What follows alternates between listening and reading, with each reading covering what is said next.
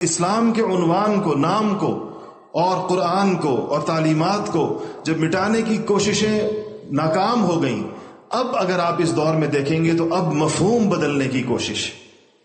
कि इस्लाम का नाम कायम रहे, मुसलमान मुतमईन रहे कि हम मुसलमान हैं।